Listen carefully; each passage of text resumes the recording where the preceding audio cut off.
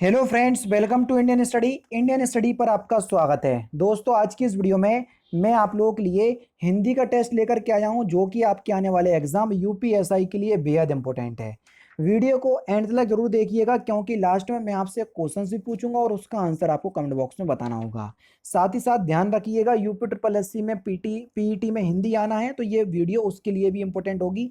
फिलहाल यूपीएसआई के लिए बना रहा हूँ, क्योंकि 40 क्वेश्चन उसी में आना है। ठीक है, चलिए पहला क्वेश्चन, हिंदी साहित्य के पहले इतिहास लेखक कौन है? तो सही आंसर आपका क्या हो जाएगा? गारसा दी तासी, यानी कि चौथा ऑप्शन यहाँ पर आपका बिल्कुल करेक्ट हो जाएगा। कबीर बाणी के डिटेक्टर थे, यह कथन किस आलोचक का है? यह कथन हजारी प्रसाद द्विवेदी का है, चौथा ऑप्शन करेक्ट। साहित्य दर्पण किसकी कृति है सर, जल्दी बताइए। तो साहित्य दर्पण ये विश्वनाथ की कृति है, पहला ही ऑप्शन करेक्ट। निम्नलिखित में से आपको कंठ ध्वनियां बताना है। देखो, वर्गीय व्यंजन आपको बताया 5 वर्ग हैं, और 5 वर्ग में 5 वर्ण हैं, पूरे 25 वर्गीय व्यंजन हैं। ठीक है, तो वर्गीय व्यंजन कौन से हैं? का, खा, गा, गा, अंगा। का वर्ग जो है वो पूरा आपका कंठ से बोला जाता है, पहला ही ऑप्शन करेक्ट। स्त्रीलिंग शब्द का आपको चयन करना है क्वेश्चन नंबर 10 में। कौन सा शब्द स्त्रीलिंग शब्द है? सर, कुटिया शब्द जो है वो एक स्त्रीलिंग शब्द होगा, तीसरा ऑप्शन यहाँ पर आपका बिल्कुल करेक्ट हो जाएगा।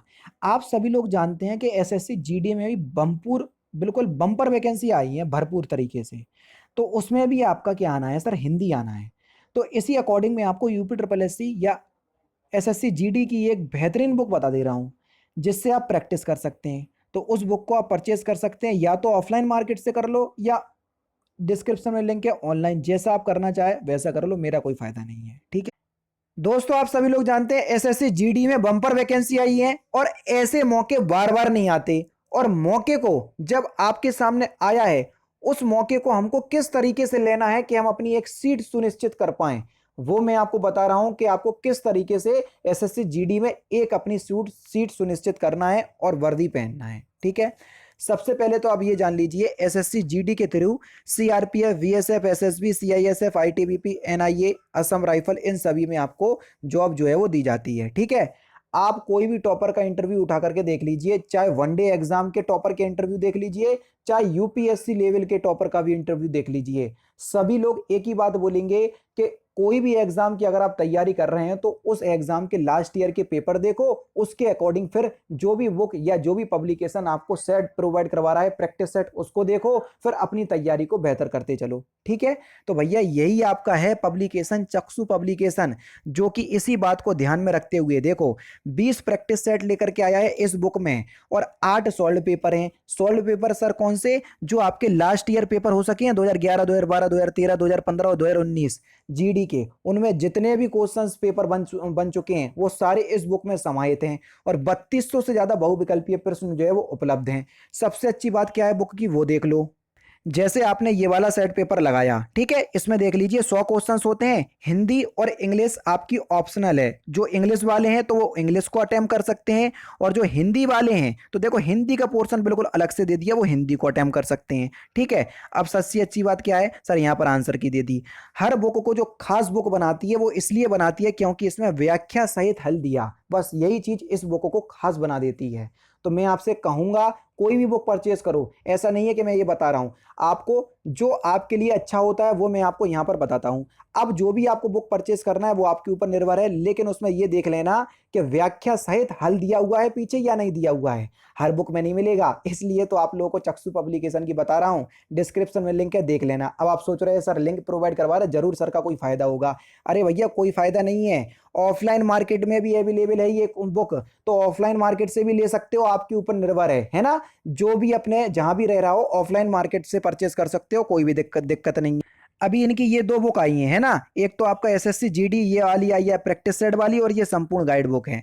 तो जो भी आपको अच्छी लगे परचेस कर लेना, डिस्क्रिप्शन में लिंक है, वरना ऑफलाइन मार्केट से देख लेना, वो आपके ऊपर निर्भर है। लेकिन मैं अपनी वीडियो में उन्हीं बुक्स को बताता हूँ जो आप लोगों के लिए अच्छी होती हैं, तो बता रहा हूँ, जैसा ठीक आप जैसा आपको अच्छा लगे वैसा आप कर सकते हैं। ठीक है, नेक्स्ट क्वेश्चन सर आपके सामने, ये तो हो गया।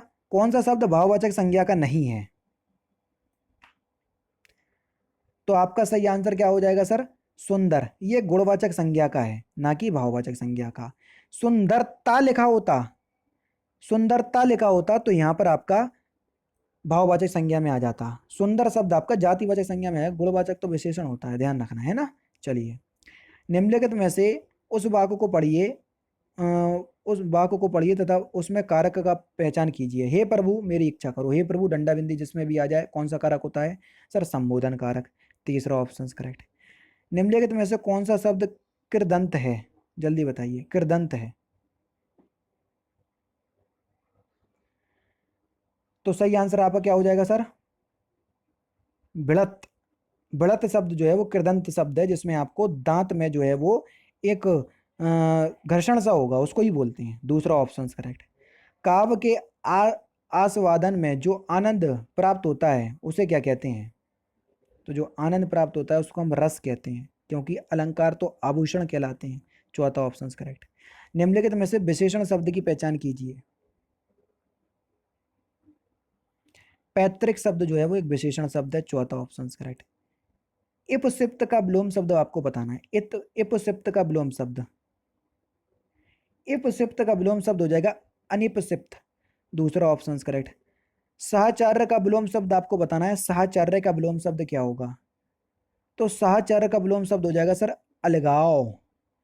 चौथा ऑप्शन करेक्ट। अनेकार्थी शब्द अब्ज के गलत विकल्प का चयन कीजिए। जो अब्ज का गलत अनेकार्थी शब्द है, मतलब है नहीं है जो। सही आंसर हो जाएगा सर मेघ। तीसरा ऑप्शन करेक्ट। पतवार, निम्नलिखित में से एक का अर्थ पदवार है, किसका अर्थ जो है पदवार है वो आपको बताना है। सर कण, कण का अर्थ जो है ये पदवार है। दूसरा ऑप्शन करेक्ट। भ्रमर के लिए पर्यायवाची शब्द आपको बताना है कि भ्रमर का पर्यायवाची शब्द क्या होगा। तो भ्रमर का पर्यायवाची शब्द हो जाएगा सर आपका भ्रंग। पहला ही ऑप्शन करेक्ट। विष्णु के लिए कौन सा पर्यायवाची शब्द नहीं है वो आपको बताना है। तो विष्णु का कौन सा पर्यायवाची शब्द नहीं है? उर्मी। उर्मी शब्द जो है ये विष्णु का पर्यायवाची नहीं है। चौथा ऑप्शन करेक्ट। शुद्ध वर्तनी आपको बताना है। प्राकथन आप किस प्रकार से लिखेंगे? तो सही आंसर हो जाएगा आपका ऑप्शन नंबर ए, पहला ही ऑप्शन करेक्ट। अस्पृश्यता आप किस प्रकार से लिखेंगे शुद्ध वर्तनी? तो ऑप्शन नंबर बी, दूसरा ऑप्शन करेक्ट। कौन सा शब्द तत्सम शब्द है बताओ? दिख गया होगा, सिंपल है।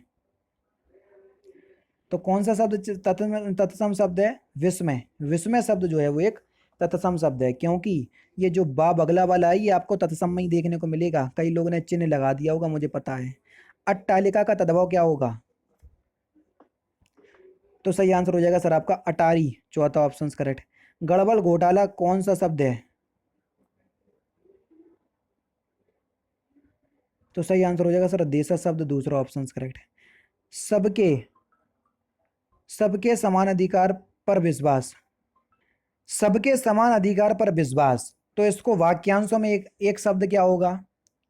तो इसको बोलेंगे सर हम समाजवाद। दूसरा ऑप्शन यहाँ पर आपका बिल्कुल करेक्ट हो जाएगा। ठीक है। रजोगुण वाला वाक्यांशों के लिए एक शब्द क्या होगा? रजोगुण वाले के लिए वाक्यांशों के लिए एक शब्द क्या बोलेंगे? तो सही आंसर हो जाएगा सर राजसिक। दूसरा ऑप्शन करेक्ट। Next question. सिर पर बैठा काग, आंख दो खात, निकारत खींचत जीवे सियार, अति आनंद और धारत। तो यहां पर आपको बताना है कि कौन सा रस है। सर ये तो याद करना पड़ेंगे, बीभत्स रस है। दूसरा ऑप्शन करेक्ट। वीर तुम बड़े चलो, यहां से तो आप तुरंत में पहचान जाओगे। वीर तुम बड़े चलो, वीर से ही पहचान जाओगे सर, वीर रस है। चौथा ऑप्शन करेक्ट। फूले कास सकल मही छाई जनहू, देखो जनहू से पहचान गए कि यहाँ पर कौन सा अलंकार। जनहू जानो मनो मानो किस में आता है सर? उत्प्रेक्ष अलंकार में। पहला ही ऑप्शन करेक्ट। कनक कनक तैसौगुनी, सर आप बोलोगे आंख बंद करके बता दो तो बता देंगे। कनक कनक तैसौगुनी मादकता अधिकाय, तो सर यहाँ पर यमक अलंकार होगा। दूसरा ऑप्शन यहाँ पर आपका बिल्कुल करेक्ट है। बाण भट्ट की आत्मकथा के रचनाकार कौन है? तो बाण भट्ट की आत्मकथा के जो रचनाकार हैं उनका नाम है सर हजारी प्रसाद द्विवेदी। पहला ही ऑप्शन करेक्ट हो जाएगा। तमस के रचनाकार कौन है? सिंपल और इंपॉर्टेंट क्वेश्चन। तमस के रचनाकार, सर तमस के रचनाकार हैं भीष्म साहनी। दूसरा ऑप्शन से यहाँ पर आपका बिल्कुल करेक्ट हो जाएगा। निम्नलिखित में से आपको लोकोक्ति बताना है, कौन सी लोकोक्ति है? जल्दी बताइए। 35। उल्टा चोर कोतवाल को डांटे, ये एक लोकोक्ति है। दूसरा ऑप्शन करेक्ट। ना नौ मन तेल होगा ना राधा नाचेगी, इसका भाव क्या है? ना नौमन तेल होगा ना राधा राजेगी, इसका अर्थ क्या है? तो सही आंसर होएगा ना पूरी होने वाली शर्त। चौथा ऑप्शन से यहाँ पर आपका बिल्कुल करेक्ट। यहाँ पर आपको शुद्ध वाक्य बताना है, कौन सा वाक्य शुद्ध है? 37। यह आपकी अनाधिकार चेष्टा है, दूसरा ऑप्शन करेक्ट। अनाधिकार की, देखो अनाधिकार की शुद्ध वर्तनी इसी प्रकार से है जैसी आपके सामने लिखी है, ठीक है। 38 में भी आपको शुद्ध वाक्य बताना है। उस समय चरखा चलाना भी एक अनुशासन था, चौथा ऑप्शन यहाँ पर आपका बिल्कुल करेक्ट है। 39 और 40 में आपको क्या करना है, एक सेंटेंस को 4 पार्ट में डिवाइड कर दिया, जिसमें गलती है वही को आपको चुनना है। देखो, अव्यवस्थित कामकाज को संभाले लेने से ही लाभ के प्रयास सार्थक सिद्ध होंगे, किसके किस पार्ट में गलती है? अव्यवस्थित कामकाज को संभाले लेने से ही लाभ के प्रयास सार्थक सिद्ध होंगे, तो भैया ये पूरा वाक्य जो है बिल्कुल सही है, कोई गलती नहीं है। तो इसमें सही आंसर हो जाएगा ऑप्शन नंबर डी, चौथी मतलब कोई त्रुटि नहीं, ठीक है। लास्ट क्वेश्चन है कि काम करती महिला या काम करती महिलाएं अधिक तनावग्रस्त होती हैं, इसके किस पार्ट में गलती है? तो आप लोग मुझे कमेंट बॉक्स में बताइएगा।